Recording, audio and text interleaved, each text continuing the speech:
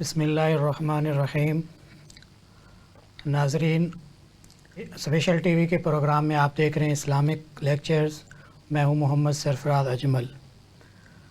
ناظرین، بچے کا ذہن ایک صاف سلیٹ کی طرح ہوتا ہے، اس پہ جو کچھ آپ تحریر کریں وہ اس کی شخصیت کا حصہ بن جاتی ہے۔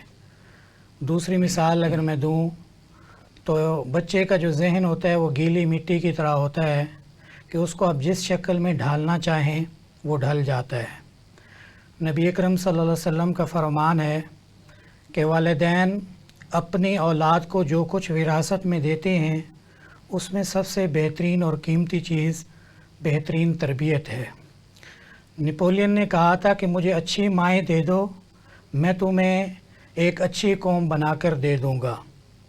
اسی سلسلے میں اس پروگرام میں ہمارے مہمان جناب حمید اللہ خٹک صاحب ہیں۔ حمید اللہ خٹک صاحب پاکستان کے نامور نصاب ساز ادارے آفاق میں گزشتہ 16 سال سے خدمات سر انجام دے رہے ہیں۔ آپ بنیادی طور پر مدیر مصنف رہ چکے ہیں اور انہوں نے تقریباً 60 سے زائد نصابی کتب تصنیف کی ہیں اور سینکڑوں کتابوں کی ادارت بھی کر چکے ہیں۔ یہ پاکستان میں تقریباً تمام صوبوں بلوچستان، پنجاب اور خیبر پختونخوا اور آزاد جموں کشمیر میں ان کو کئی کتب کی تصنیف کا اعزاز حاصل ہے۔ یہ مختلف اخبارات اور رسائل میں سیاسی، سماجی اور تعلیمی موضوعات پر لکھ چکے ہیں اور حال ہی میں انہوں نے اپنے ویلاز کا سلسلہ بھی شروع کیا ہے۔ محترم، ہم آپ کو اس پروگرام میں خوش آمدید کہتے ہیں۔ حمید اللہ صاحب، یہ بتائیے کہ آپ پاکستان میں نظام تعلیم پہ اور نصاب سازی میں گہرا تجربہ رکھتے ہیں۔ پاکستان کے موجودہ نظام تعلیم کی صورتحال کیا ہے؟ بسم اللہ الرحمن الرحیم۔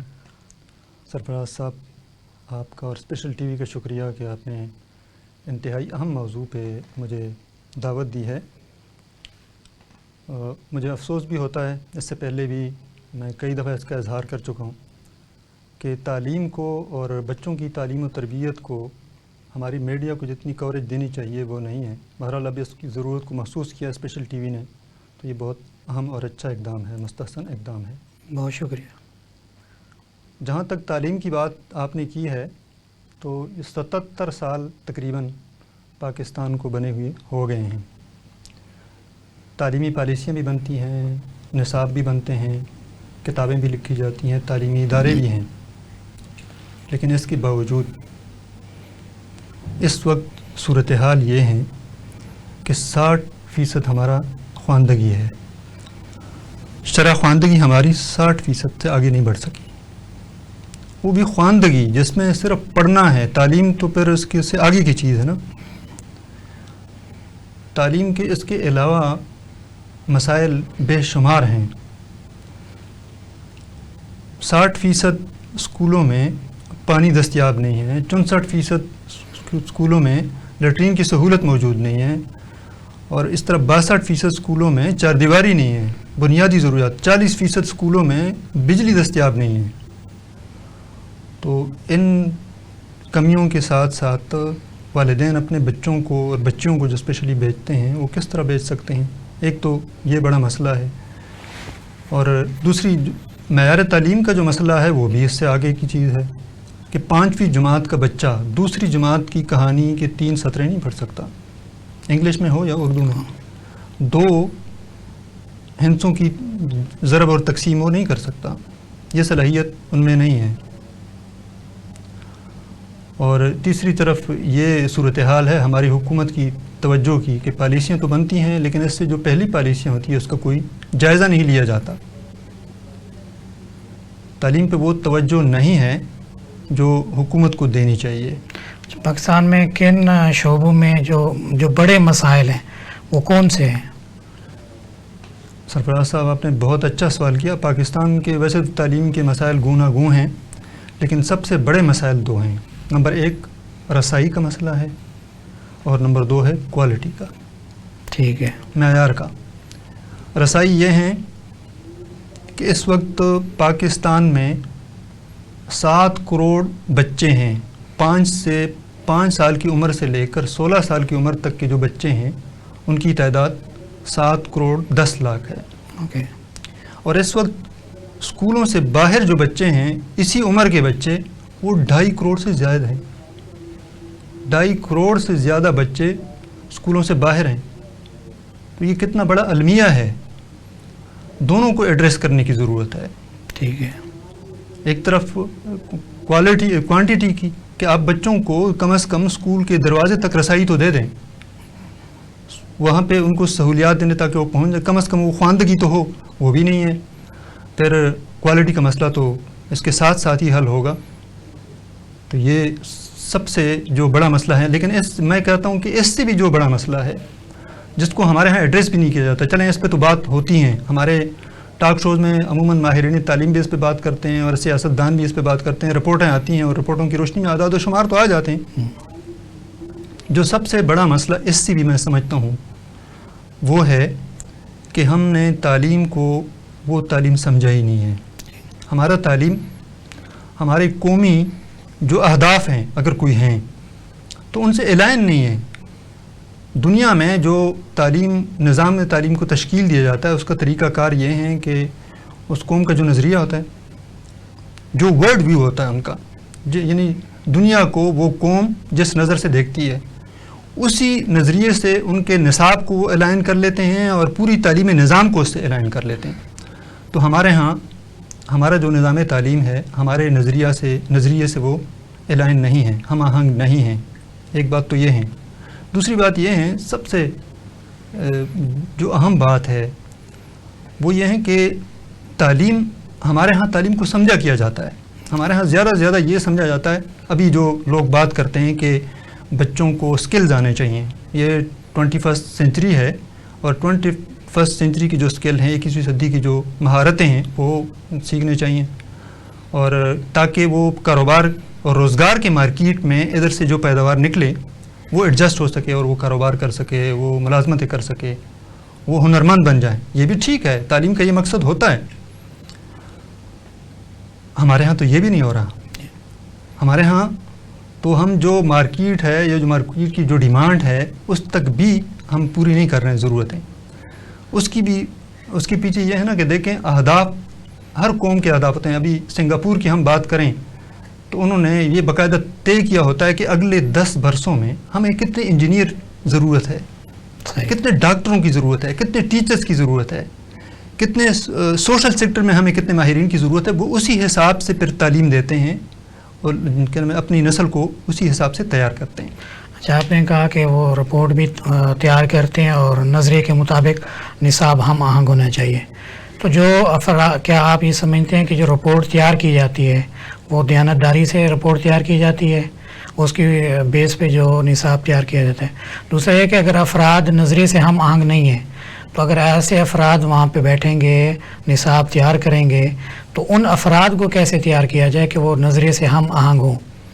اچھا, یہ تو خیر یہ میرے خیال میں اگلا سوال ہے. اس سے پہلے جو میں بات کرنا چاہوں گا وہ یہ ہے کہ دیکھیں تعلیم, مکمل تعلیم کیا ہے, تعلیم کا مقصد کیا ہے؟ تعلیم کا مقصد محض روزگار کے لیے لوگوں کو سیٹ کرنا نہیں ہے. صحیح.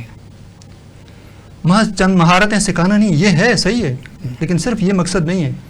تعلیم کا مقصد ایک ہمہ-جہت شخصیت کو تیار کرنا ہے, شخصیت کی تعمیر کرنی ہے. اور شخصیت کے کتنے پہلو ہیں دیکھیں. اب اس پہ آتے ہیں کہ شخصیت کے پہلو میں ذہنی صلاحیت ہے, ٹھیک, نمبر 2 ہے جسمانی ہے, نمبر 3 ہے جذباتی شخصیت ہے, اور نمبر 4 ہے روحانی. ٹھیک. اب ہمارے ہاں بدقسمتی سے آپ نے بہت اچھا سوال کیا ہے, ہمارے ہاں جسم بالکل نظر انداز ہے. ٹھیک ہے.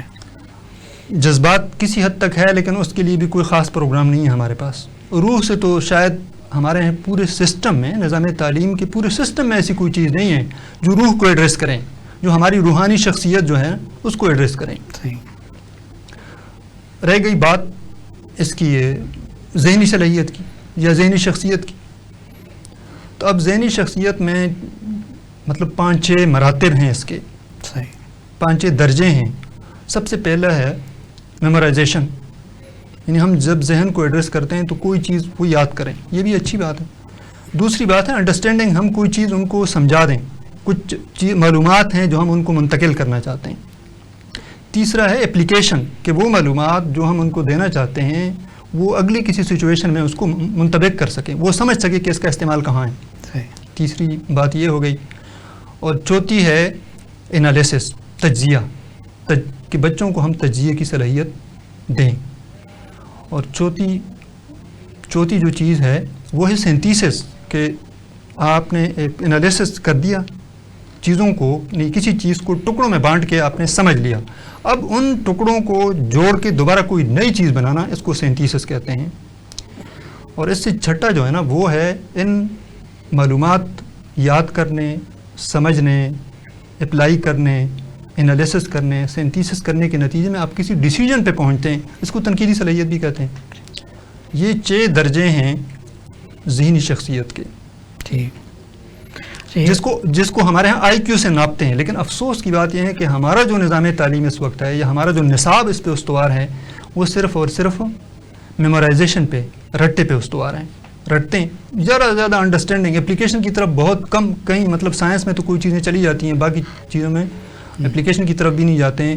انالیسس بندہ اگر خود سیکھے بچہ تو الگ بات ہے. ہمارے نظام تعلیم میں کوئی ایسا طریقہ ہمارے ٹیچنگ میں، تدریسی عمل میں نہیں ہے کہ وہ بچے کو انالیسس سکھائیں. یعنی 4 شخصیت کے 4 پہلو ہیں، ان 4 میں سے ہمارے ہاں ایک کو ایڈریس کیا جاتا ہے، اور اس ایک میں سے بھی 2 پہ کام کیا جاتا ہے. یہ باقی 4 اس کی بھی نظر انداز ہیں. اچھا، یہ بتائیں کہ پاکستان کے نظام تعلیم کو مضبوط کرنے کے لیے حکومت کو، اساتذہ کو، والدین کو کیا کردار ادا کرنا چاہیے؟ سب سے پہلی بات تو یہ ہے کہ ہمیں اپنے نظام تعلیم کا مکمل قبلہ درست کرنا ہوگا. ٹھیک ہے. وہ قبلہ درست یہی کیا جا سکتا ہے کہ ہم ان 4 شخصیت کے 4 پہلوؤں کو سمجھ لیں، اپنا نصاب اس کے مطابق مرتب کر لیں، ٹیچر ٹریننگ اس کے مطابق کر لیں. اور پھر آپ نے جو بات کر لی، اور اس کے بعد یہ ہمارے دیکھیں، سب سے پہلے جو آپ نے تعارف میں بات کی، ابتدا میں جو تمہید میں بات کی ہے، وہ یہ ہے کہ بچہ ایک خالی سلیٹ ہے، یا بچے کا دماغ ایک خالی سلیٹ کی طرح ہوتا ہے. لیکن اب بدقسمتی سے خالی سلیٹ نہیں ہے. اب صرف اسکول میں نہیں پڑھایا جاتا، نہ والدین ان کو صرف پڑھانے والے ہیں، ان کی تربیت کرنے والے ہیں. اب مختلف چیزیں ہیں ان کے ہاتھ میں. دیکھیں موبائل آ گیا ہے، اب یہ ہر چیز ہے. انٹرنیٹ میں کہتا ہوں کہ دنیا کی سب سے بڑی لائبریری بھی ہے، اور یہ معلومات کا جنگل ہے. اس لیے میں کہتا ہوں کہ دماغی طور پہ جو دماغی صلاحیت ہے، یا جو ذہنی صلاحیت ہے نا، ان کو جب ہم پڑھاتے ہیں تو اس میں انالیسس بھی ہونا چاہیے، اس میں سینتھیسس بھی ہونا چاہیے، اس میں جو اگلا تنقید کا معاملہ ہے وہ بھی ہونا چاہیے، تاکہ بچے کو پتہ ہو کہ میں نے کن معلومات کو لینا ہے، کون سی معلومات میرے لیے ضروری ہے، اہم ہے، اور کون غیر اہم ہے. اب معلومات حاصل کرنا صرف مشکل نہیں ہے. تو اس لیے میں کہتا ہوں بچہ اب جب اسکول میں آتا ہے ٹیچر کے سامنے، تو وہ ایک خالی سلیٹ کی طرح نہیں آتا، وہ کچھ لکھ کے لایا ہوتا ہے. ان کا اہتمام بھی کرنا ہے. اور بدقسمتی سے یہ پہلو بھی میں آپ کو بتاؤں، کبھی سوشل میڈیا کا یہ دور ہے. سوشل میڈیا استعمال کرنے والے کتنے ہیں ہمارے ہاں؟ 19 کروڑ، یعنی 25 کروڑ کی آبادی میں اس وقت 19 کروڑ لوگوں کے پاس پاکستان میں یہ اینڈرائڈ موبائل ہے. لازم بات ہے، یہ کال کے لیے استعمال نہیں کرتے نا، بچوں کے پاس بھی ہے، وہ سب استعمال کرتے ہیں، اس پہ ہر وقت لگے رہتے ہیں. ایسے میں ہمارے نظام تعلیم نے اس کو بھی ایڈریس نہیں کیا. نظام تعلیم نے اس کو ایڈریس نہیں کیا کہ آپ سوشل میڈیا کو، یا جو یہ گیجٹ آپ کے ہاتھ میں آیا ہے، اس کو استعمال کس طرح کرنا ہے آپ نے. اس کی کوئی رہنمائی ہمارے نظام تعلیم میں نہیں ہے. تو ہم کہہ سکتے ہیں کہ ہمارا نظام تعلیم ایک تو شخصیت کی وہ 4 پہلو جو میں نے آپ کو بتائے، وہ ان کو ایڈریس نہیں کر سکتا. ایک پہلو جو دماغی صلاحیت، جس کو آئی کیو کہتے ہیں ہم، آئی کیو میں بھی 1-2 چیزوں کو وہ کرتا ہے. اور جو موجودہ دور کے حالات ہیں، تقاضے ہیں، یعنی ذہنی طور پہ اگر ہم دیکھیں، آئی کیو کے طور پہ بھی دیکھ لیں، تو وہاں پہ بھی موجودہ دور کے حالات کو ہمارا نظام تعلیم ایڈریس نہیں کر رہا. تو اس پہ بھی توجہ دینے کی ضرورت ہے. اور پھر جسمانی، ہاں یہ سب چیزیں جو آپ بتا رہے تھے، ہمارے پاس ٹیچر ٹریننگ کا باقاعدہ نظام ہونا چاہیے. سب سے جو بنیادی بات ہے نا، وہ ہے نصاب کا، جس میں ان 4 پہلوؤں کا خیال رکھا جائے. دیکھیں جسمانی جو شخصیت ہے وہ کیا ہے، جسمانی صلاحیت جو بندے میں ہیں وہ کیا چیز ہے ہمیں نہیں پتہ ہوتا. بیماریاں کن چیزوں سے پھیلتی ہیں ہمیں نہیں پتہ. حفاظتی تدابیر کون سے اختیار کرنے چاہیے اگر فرض کیا ہمیں کوئی بیماری ہو جائے. بلکہ میں تو یہ بھی کہوں گا کہ ہمارے ہاں جو اکثر بیماریاں ہیں اسپتالوں میں جگہ نہیں مل رہی, مریض اتنے زیادہ ہو جاتے ہیں, پھر وبائیں آ جاتی ہیں, یہ کیوں ہوتی ہے؟ حفظان صحت کے اصولوں کا عام لوگوں کو پتہ نہیں ہے. اگر حفظان صحت کے اصول کو نصاب کا حصہ بنایا جائے اور تدریس میں اس کو شامل کیا جائے تو پھر کیا ہوگا؟ اسپتالوں پہ بوجھ کم ہو جائے گا. صحیح. اور پھر یہ دیکھیں نا, اور بہت ساری چیزیں اس طرح ہیں کہ ہمیں نہیں پتہ ہوتا جسم کے بارے میں. اب ورزش کتنی ضرور ہے, کتنی ضرورت ہے ورزش کی, چہل قدمی کی کتنی ضرورت ہے. ہم نارملی اسکولوں میں پڑھتے ہیں, مارننگ واک پہ ایک مضمون ہوتا ہے, ہم بھی پڑھتے ہیں, آپ نے بھی پڑھا ہے, یاد کیا ہے, لیکن ہم کس لیے پڑھتے ہیں؟ کہ اس کو یاد کریں, یہ امتحان میں آئے گا, اس کو آپ لکھیں گے تو پھر اس کے نتیجے میں آپ کو نمبر ملیں گے. اردو میں بھی اور انگلش میں بھی یا کوئی اور اگر وہ ہے تو اس میں بھی یہی ہوتا ہے. تو اگر یہ اس کی اپلیکیشن ہو, یہ تربیت کے طور پہ بھی دیا جائے. میں آپ کو بتاؤں کہ ابھی مجھے بہت ساری چیزوں کی ابھی سمجھ میں آ رہی ہے باتیں, کہ اگر جو کھانا پینا ہے اس میں احتیاط رکھا جائے تو بیماری سے بچا جا سکتا ہے, اگر کم کر دیا جائے. اسی طرح اگر ورزش کو اور صبح کی سیر کو, چہل قدمی کو لازم کیا جائے تو آپ کو جو ٹینشن ہے نا یہ بھی کم ہو جائے گا. یہ جو ذہنی بیماریاں ہیں اس سے بہت ساری کم ہو جائیں گی. لیکن یہ ہماری تعلیم کا حصہ, نصاب کا حصہ اور ہمارے اسکول کا اور تربیت کا حصہ نہیں ہے. اس لیے ہمیں ان مسائل سے ہم دو چار ہیں. ایک تو اس کی پراپر انتظام ہونا چاہیے, اور تیسری ہم بات کر رہے تھے جذباتی شخصیت کی. اب جذباتی شخصیت میں ہم جب بات کرتے ہیں تو شاید اس کو غصہ یا پھر مسکراہٹ اور ہنسی اس کو میں سمجھتے ہیں, خوشی کا اظہار اور غم کا اظہار ہم اس کو جذبات سمجھتے ہیں. لیکن جذبات صرف یہ تو نہیں ہے. جذبات یہ ہیں کہ آپ دوسروں کے ساتھ انٹریکٹ کس طرح کریں گے, بات کس طرح کریں گے, اپنی بات سمجھائیں گے کس طرح. اگر کوئی آپ سے اختلاف کرتا ہے تو آپ اختلاف اس کے آداب کیا ہے, طریقہ کیا ہے, کون سے حد تک آپ برداشت کریں گے اور کس حد سے آگے پھر آپ برداشت نہیں کریں گے. یہ تربیت ہمارے ہاں نہیں ہے, اور اس کا نتیجہ آپ سوشل میڈیا پہ دیکھ رہے ہیں. لوگ گالیاں دے رہے ہیں, اور سوشل میڈیا پہ جو نئی نسل ہے وہ گالیاں ہی دے رہے ہیں لگاتار. مطلب کسی بات کو سمجھنے کے لیے وہ تیار نہیں ہے. کیوں ہیں؟ ہمارے تعلیم اور تربیت میں ہمارے اسکول کا اس میں کوئی رول نہیں ہے. تو یہ بڑا المناک ہے. یہ بچوں کو سکھانا ہے, ہمدردی بچوں کو سکھانی ہے. اب یہ بڑے ہو کے جب فرض کیا ہمارے ہاں جو پڑھے لکھے لوگ ہیں اس وقت, جو ڈاکٹرز ہیں, وہاں آپ اسپتالوں میں جائیں تو ڈاکٹر کے رویے سے شکایت ہے. صحیح. آپ کسی بھی شعبے میں چلے جائیں, کسی بھی دفتر میں چلے جائیں, وہاں سب سے بڑا مسئلہ اس وقت ہمارا رویہ ہے. صحیح. اور رویہ ٹھیک کیوں نہیں ہے؟ جذباتی تربیت ہماری نہیں ہے. صحیح. پھر ایک اور جو جس کی میں بات کر رہا تھا, روحانی شخصیت. روحانی شخصیت اس کا عموماً ہم یہ مراد لیتے ہیں کہ شاید اس کا تو ذکر و اذکار سے, مراقبے سے, تزکیہ نفس. تزکیہ نفس تو آپ نے خیر بڑی جامع قسم کی کا لفظ یا اصطلاح استعمال کیا, یہ تو بہت درست ہے. تزکیہ نفس ہی ہونا چاہیے. تزکیہ نفس کی ضرورت ہے. تزکیہ نفس ہمیں کیا سکھاتا ہے؟ ایک تو اللہ تعالیٰ کے ساتھ تعلق. دوسری بات, سب سے اہم بات جو روحانی شخصیت میں ہے وہ یہ ہے کہ بندے کو مقصد زندگی بتا دیتا ہے. یعنی وہ کسی بھی نظریے کا ہے, یہ صرف اسلام کا نہیں ہے, کوئی بھی مذہب ہے یا غیر مذہب ہے, ان کے لبرل اور سیکولر ہیں, ان کا بھی کوئی نظریہ تو ہوتا ہے نا, ان کا کوئی مقصد زندگی تو ہوتا ہے نا. بندہ اس سے آشنا ہو کہ میرا مقصد زندگی کیا ہے. اور یہی وجہ ہے کہ دیکھیں یورپ میں یا امریکہ میں یا سنگاپور میں اور یہ جو جاپان ہے ایشیا میں, ان میں تعلیمی نظام بہت اچھا ہے. اگر ہم دیکھیں تو وہاں پہ مطلب اسکلڈ ڈاکٹر ہیں, انجینئرز ہیں, وہاں پہ فلاحی ریاست ہے. لیکن پھر دیکھا جائے تو وہاں لوگ بے چین کیوں ہیں, خودکشیاں کیوں کرتے ہیں؟ وہاں پہ لوگ خودکشیاں بھی کرتے ہیں اور مرڈر بھی کرتے ہیں. وہ جو رائفل شوٹنگ ہے وہ واقعات امریکہ میں ہوتے ہیں, کیوں ہوتے ہیں؟ ان کا یہ خانہ خالی ہے. جو روحانی شخصیت ہے, روحانی تربیت ہے, وہ ان کی نہیں ہے. ان کو اپنے مقصد زندگی سے آشنائی نہیں ہے. پہلے تو مقصد زندگی ہے نہیں ہے, اگر ہے تو پھر وہ غلط ہے, اگر اس سے بھی ان کو آگاہی نہیں ہے. اگر مقصد زندگی کا بندے کو پتہ چلا ہے, نصب العین مقرر ہو, تو پھر بندے کی پوری زندگی اس سے اعلان ہو جاتی ہے. آپ نے کہا کہ بچے کا ذہن اب سلیٹ کی طرح نہیں ہے, وہ موبائل سے اور معاشرے سے سیکھ رہا ہے. تو آپ مختلف ممالک میں تعلیمی نظام کا تجربہ بھی رکھتے ہیں, گہری نظر بھی رکھتے ہیں. تو یہ سوشل میڈیا ہے یا یہ جو تعلیمی نظام میں مسائل ہیں، ان مسائل کے حل کے لیے آپ کیا تجاویز پیش کرتے ہیں؟ سب سے آپ نے اہم بات کی. سب سے پہلی بات جو ہے نا وہ یہ ہے کہ اس کے لیے ول پاور ہونا چاہیے. ہماری حکومتوں کی ترجیح بدلنی ہوگی. اب ہمارے ہاں دیکھیں پالیسیاں تو بنتی ہیں، پالیسی میں تو بہت کچھ ہوتا ہے، بہت کچھ رہ بھی جاتا ہے لیکن ہوتا بھی ہے، لیکن اس کی مانیٹرنگ نہیں ہوتی. اس لیے جو پالیسی بنتی بھی ہیں، پالیسی میں جو اچھی چیزیں بھی ہوتی ہیں، لازم بات ہے کوئی اچھی چیزیں بھی تو ہیں نا اس میں، ایسا تو نہیں ہے، لیکن اس پہ عمل کیوں نہیں ہوتا؟ مانیٹرنگ کا کوئی نظام نہیں ہے، احتساب کا کوئی نظام نہیں ہے پراپر. تو پراپر ایک تو توجہ دیں، اپنی ترجیح اول بنائیں، اور پھر ایجوکیشن کی پورے سسٹم کو ریوائز کرنا ہوگا. اس کے لیے مانیٹرنگ کا ایسا سسٹم بنانا ہوگا جس میں سوشل سیکٹر کو بھی ساتھ میں چلانا ہوگا حکومتی اداروں کے ساتھ، اور مانیٹرنگ کا ایسا نظام بنانا ہوگا جس میں گورنمنٹ کے ادارے کے لوگ بھی ہوں اور سوشل سیکٹر بھی سے ہوں، پیرنٹس بھی ہوں.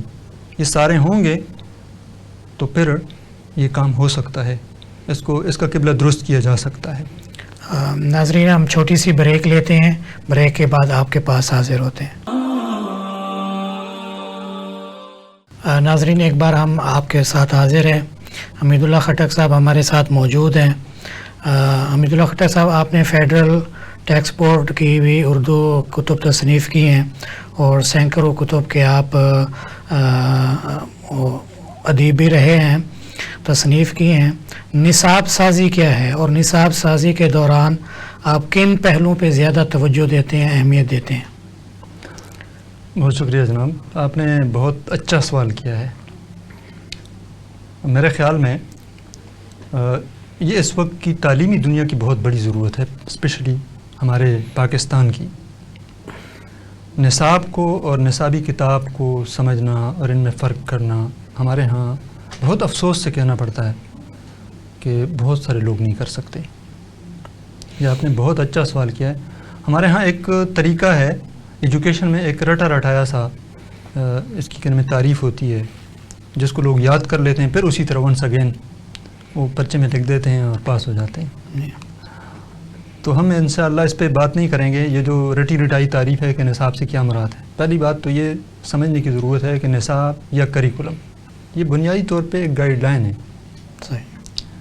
کہ آپ بچوں کو کیا سکھانا چاہتے ہیں، اس کو اسٹینڈرڈائز کرنے کے لیے، تاکہ سب کے لیے ایک معیار ہو، ایک اسٹینڈرڈ ہو، اس اسٹینڈرڈائزیشن کے لیے آپ کریکولم بناتے ہیں.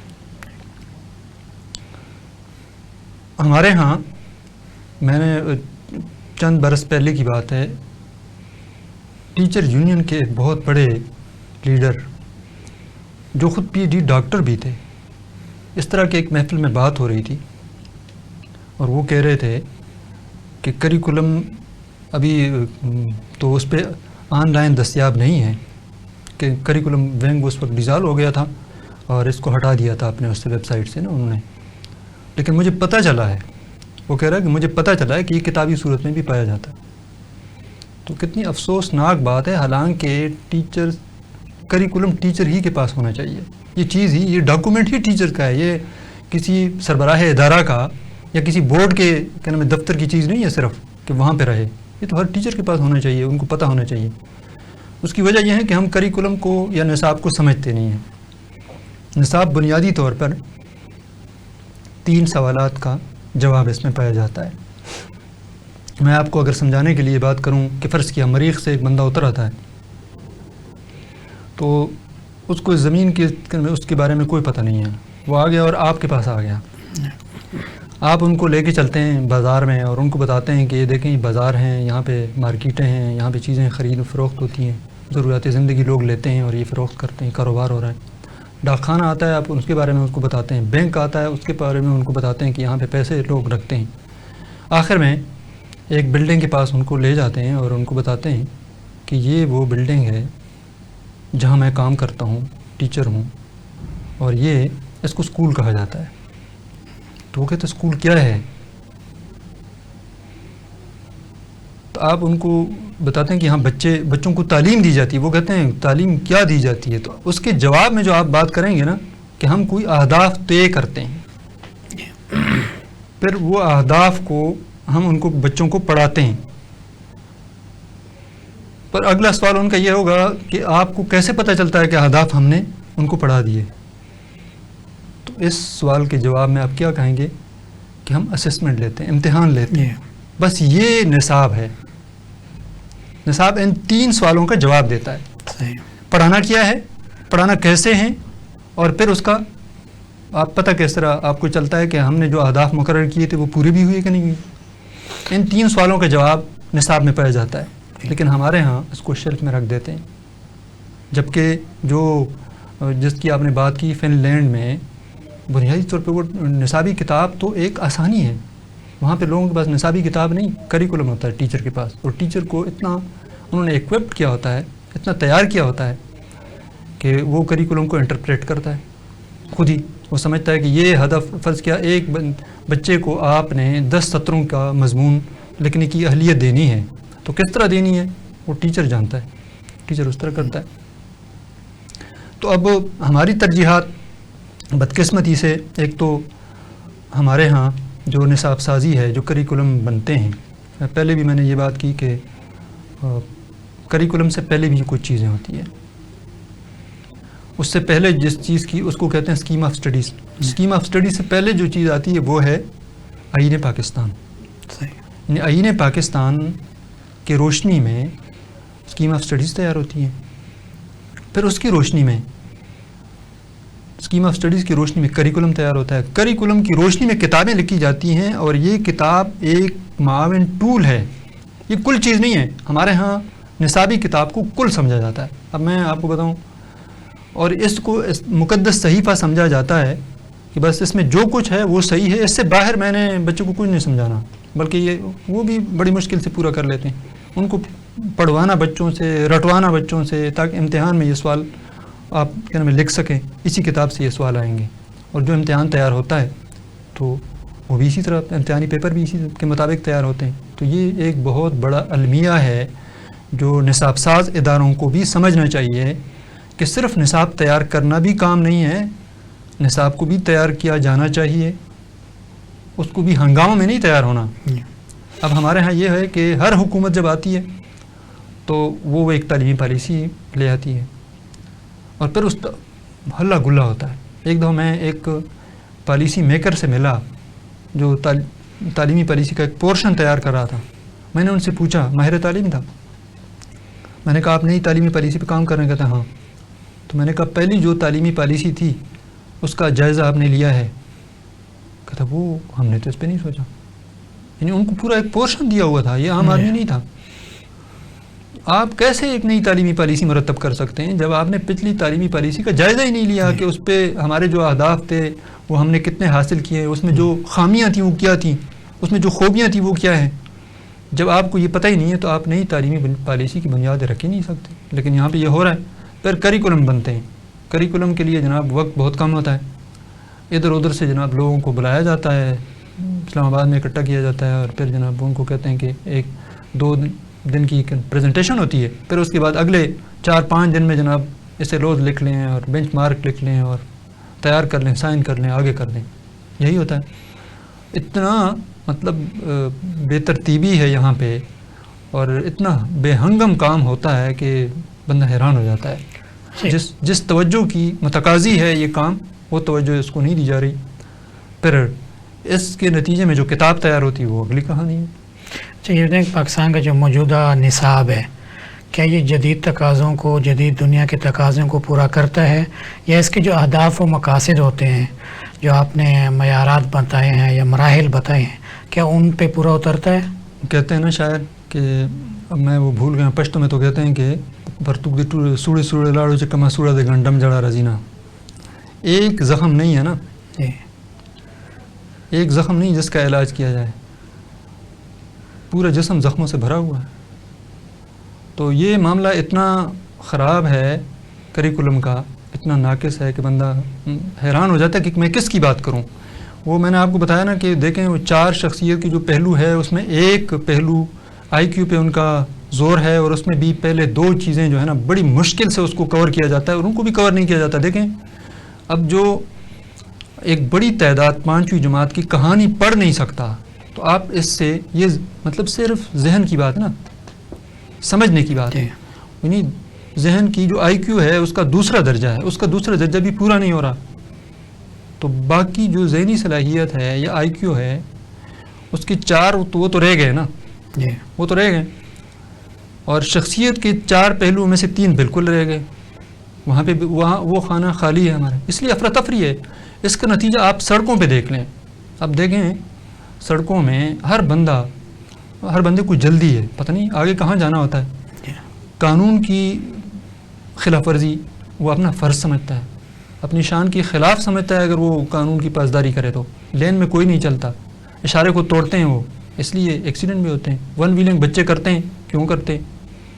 سڑکوں پہ قانون نہیں، اس لیے کہ ہمارا جو نصاب ہے جس طرح آپ نے بتایا یہ ہماری عملی زندگی کے ساتھ الائن نہیں ہے، یعنی ہمارے کتابوں میں کوئی چیز پڑھائی جاتی ہے، اچھا اس کے بارے میں عموماً یہ خیال کیا جاتا ہے کہ کتابوں میں بچوں کو بس جو تعلیم دی جاتی ہے وہ تو پیپر تک ہے نا، اور پھر وہ پیپر آپ پاس کر لیں گے، اچھی پوزیشن آپ لے لیں گے تو پھر آپ کسی کے نام اس پہ سیٹ پہ پہنچ جائیں گے، افسر بن جائیں گے، ڈاکٹر بن جائیں گے، انجینئر بن جائیں گے، پھر آپ کام کرتے رہیں۔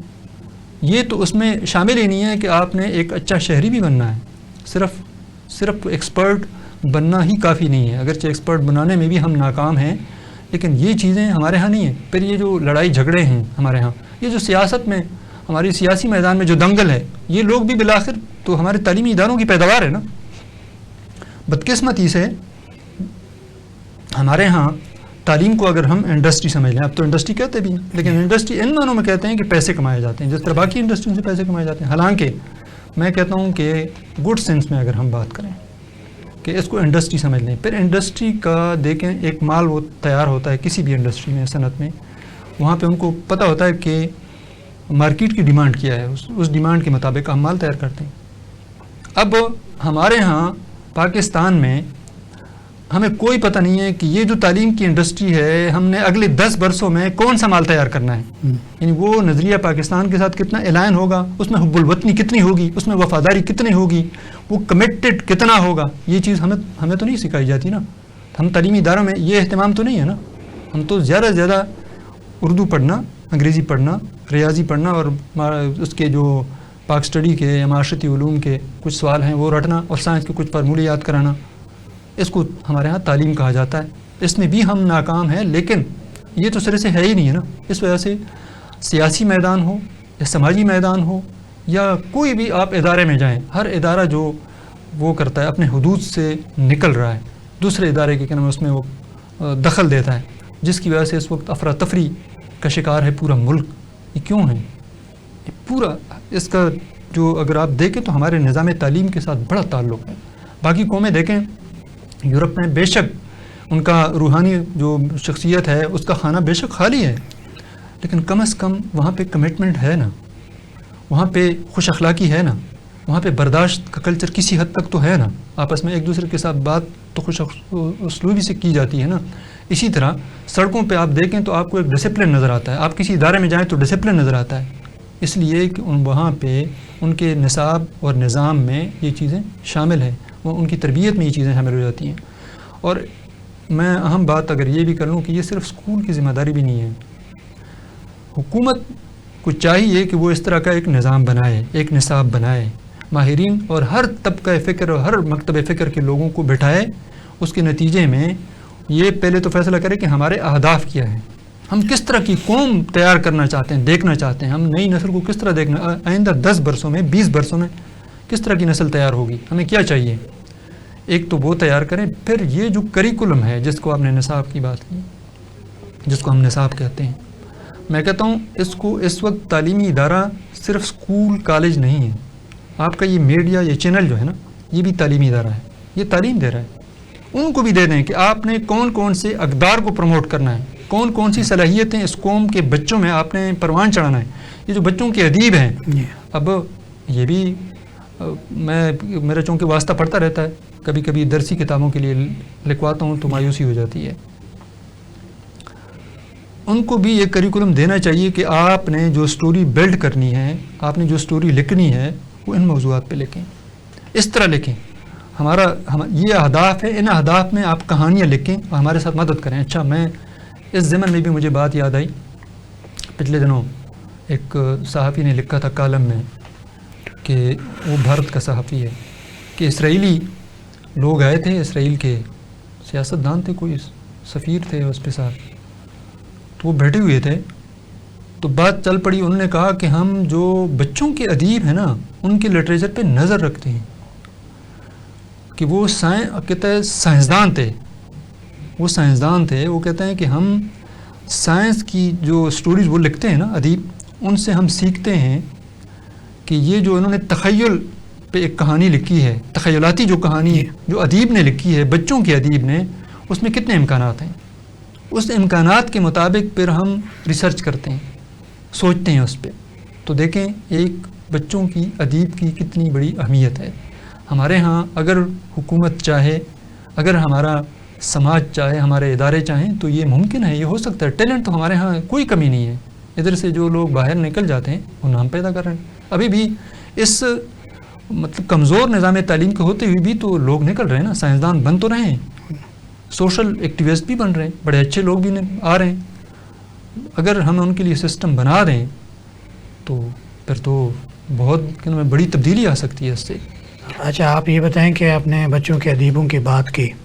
اچھا، ایک ادیبوں کا نظریہ یہ ہے کہ بچے کی جو سٹوری لکھی جاتی ہے کہ وہ پازیٹیو تھنکنگ میں ہو، نیگیٹیو نہ ہو.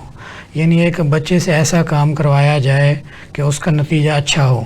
مثال کے طور پہ جو نیگیٹیو سینس ہے کہ بچہ چوری کرتا ہے تو اس کو آخر میں سزا ملتی ہے، یا جھوٹ بولتا ہے تو اس کو جھوٹ کی سزا ملتی ہے، بجائے اس کے کہ بچے کو کوئی مثبت سرگرمی کے ذریعے کوئی نیکی والا کام کروایا جائے اور اس کا جو نتیجہ ہو وہ اچھا ہو، تاکہ نیگیٹو بچے کے اندر چیز نہ آئے. اس کو اگر نتیجہ بھی دینا ہے تو نیکی کے ذریعے ملے، برائی کے ذریعے نہ ملے. تو اس بارے میں آپ کیا کہتے ہیں؟ یہ تو میرے خیال میں اچھی بات ہے. یہ جو پازیٹیو ہیں وہ اس لیے اچھا ہے کہ دیکھیں دماغ پہ نیگیٹیو چیز جو نظر آتی ہے نا تو وہ ثبت ہو جاتی ہے. فرض کہ کوئی تصویر ہے، اگر وائلیشن کی کوئی تصویر آپ دیں یا پنشمنٹ کی کوئی تصویر دیں یا غصے کی تصویر دیں تو وہ نقش ہو جاتا ہے نا ذہن میں. اس لیے پازیٹیو سائڈ پہ اگر آپ دیں تو وہ تصویر نقش ہو جاتی ہے. اس لیے اس کی ضرورت تو ہے، لیکن اس کا مطلب یہ بھی نہیں ہے کہ ان کو نیگیٹو کا پتہ بھی نہ ہو. یہ لیکن اس سے جو اہم بات، اس سے پہلی بات جو ہے نا وہ یہ ہے کہ بچوں کو، یہ ادیبوں کو، کہانی تو خیر بعد میں لکھی جاتی ہے، پازیٹیو اور نیگیٹو کی بات بھی آ جاتی ہے. اگر ان کو ان کا اپنے اہداف کا پتہ ہو کہ ہم نے کون سے اہداف حاصل کرنے ہیں. اور پھر ایک انتہائی اہم بات بچوں کے ادیبوں کے حوالے سے جو مجھے ذہن میں آ گئی ہے وہ ہے عمر اور استعداد کی بات. یعنی بچے کے، ان کو یہ پتہ ہونا چاہیے، بچوں کے نفسیات کا پتہ ہونا چاہیے کہ اس وقت، اس عمر میں کس عمر کے بچے کے لیے لکھ رہا ہوں. اور 15 سے فرض کے 5 سے 16 برس کے جو بچے ہیں ان میں، یا 10 سے 16 برس کے جو بچے ہیں ان کی ذہنی صلاحیت کیا ہے، کون سی بات، کون سے کنسیپٹ کو، تصور کو سمجھ سکتے ہیں. اور ان کو اسی طرح جو جذباتی صلاحیت ہے وہ کون سے سمجھانا ہے، کون سی جو پہلو ہے، کون سا پہلو وہ سمجھانا ہے. یہ اگر ان کو پتہ چلے تو پھر وہ اپنی کہانی کو پازیٹیو انداز میں بلڈ بھی کر سکتے ہیں اور اس کو پیغام بھی دے سکتے ہیں، اس میں اچھا پیغام دے سکتے ہیں. آپ نے پاکستان کے نظام تعلیم کا اور دوسرے ممالک کا مطالعہ کیا ہے، تو کون سا نظام تعلیم بہتر ہے پاکستان کے لیے؟ کون سا ماڈل بن سکتا ہے اور کیوں؟